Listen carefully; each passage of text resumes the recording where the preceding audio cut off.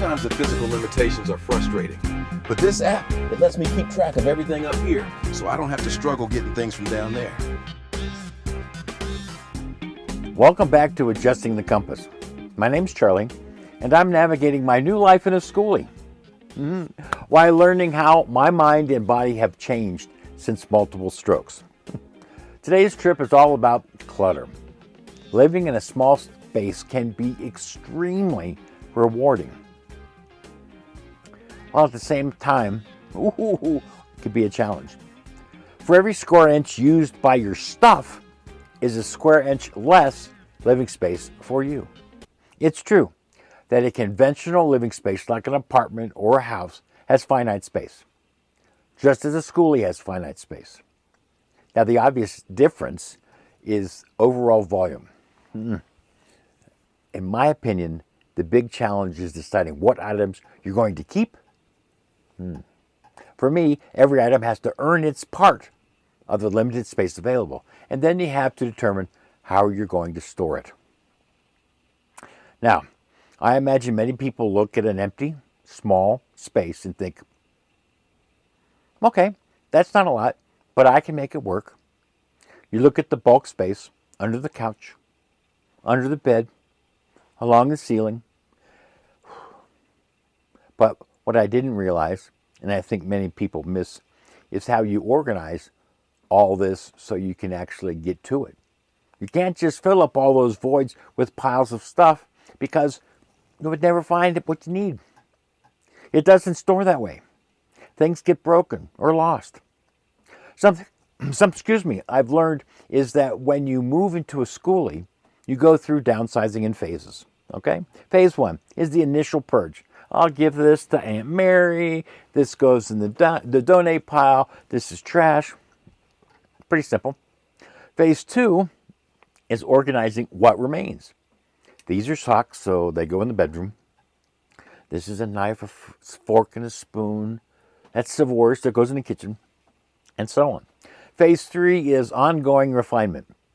I used to keep hand sanitizer over there on a shelf. But I think I'm going to move that to the bathroom area and put an extra one in the kitchen. Those type of things, you know what I'm talking about, pretty much normal. But for me, I think we should add phase 4, redesigning. Because, let me tell you, what I thought was going to be the setup in the beginning is very different from what it is now. When I built this thing, I was an extreme newbie. I had no clue what I was doing. I'm not a designer. I have virtually no carpentry skills. So I knew it would not be pretty like you see in those other Skoolie build videos, okay?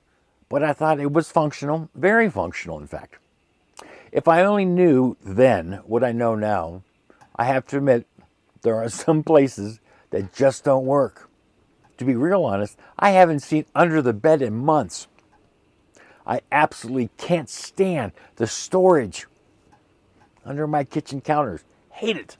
In both areas, I have to sit down on the floor to see what's all the way in the back. Hell, if I want something under the bed, I have to lie down and practically crawl into the cubby just to see it. And then crawl further in just to get it. I hate it. Okay, I get it. My situation has clearly changed, and my mobility, I can't say that word, is really limited. So getting on the floor, well, that's not real hard. But getting up off the floor, that's a pain in the ass. Maybe, I'm kidding. Maybe that's half the stroke and half old age. Well, maybe it's 75% stroke and 25% old age. I'm not old. But things have definitely changed. I didn't take those differences, those circumstantial changes into consideration. Plus, the couch in the living room sucks. I don't like it. It's not comfortable.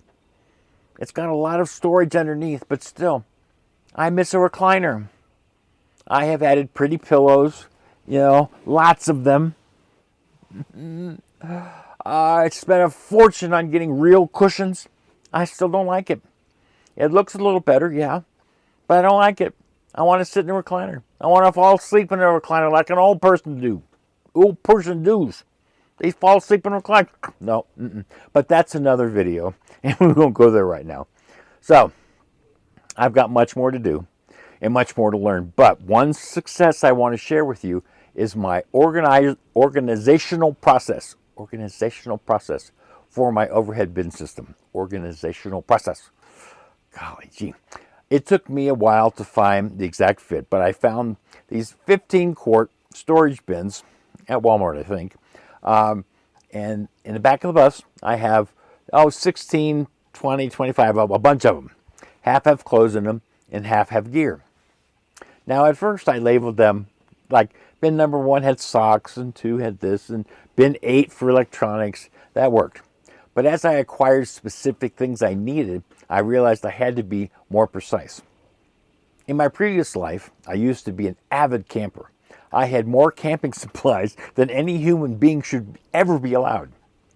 I had so many bins for so many things, I had to buy a truck just so I could go camping because I couldn't fit all the stuff in a normal vehicle. It was crazy.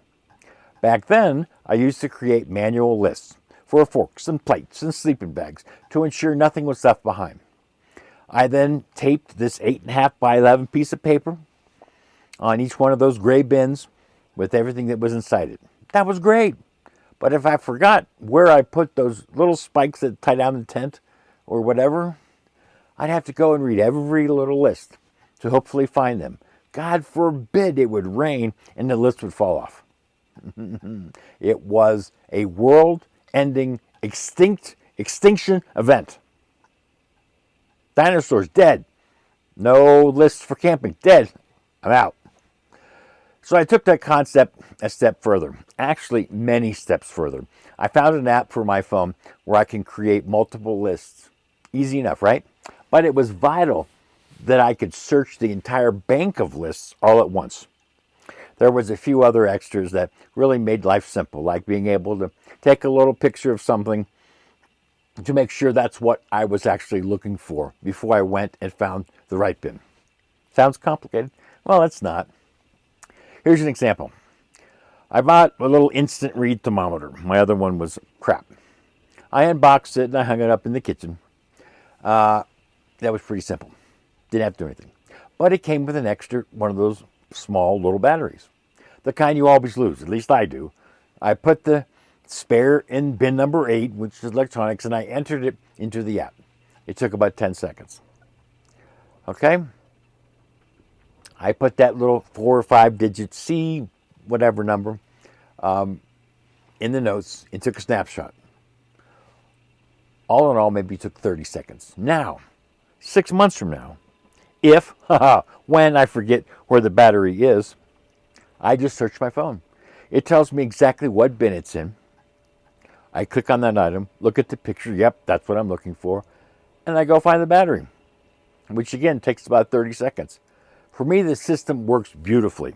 I admit, it took me a full day to set it all up. I had to make a commitment to record everything I added, which was a new habit to form, but it was worth it. Now, when I need that battery, it's accessible. I've started using this for my camping bins also, and plan to do the same in the garage, which is in the back of the bus. I certainly have a long way to go to reducing clutter.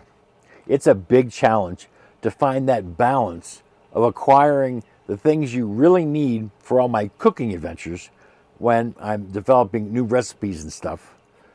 Especially when I'm doing the flavor map videos. I got tons of it.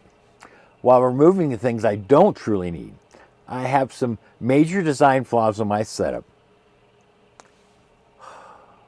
Like the space under the bed, I'm just going to have to live with that. But under the kitchen counter, I can't stand it. Counters can be totally redesigned underneath, depending on my patience level and, of course, funds. There's a lack of the recliner. I just can't talk about that right now. Some things just you got to live with. I'm going to get a recliner. Hey, kids, get off my lawn. It just goes to show you never know when a stroke of luck can actually change your life for the better. I'm Charlie. and I'll see you at the next stop. Thank you for watching. Deuces.